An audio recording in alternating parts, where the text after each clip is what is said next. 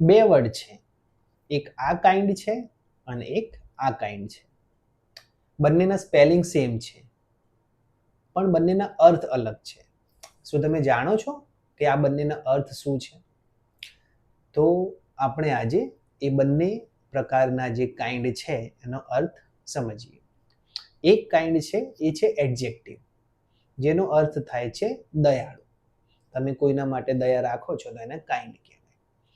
જેમ કે my grandfather is a kind person, he always help other people. અને બીજું જે કાઇન્ડ છે એ છે નાઉન, જેનો અર્થ થાય છે પ્રકાર.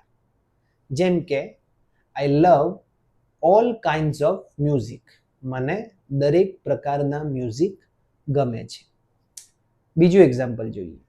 There are different kinds of flowers in India, ભારતમાં દરેક પ્રકારના ફ્લાવર્સ મળે છે.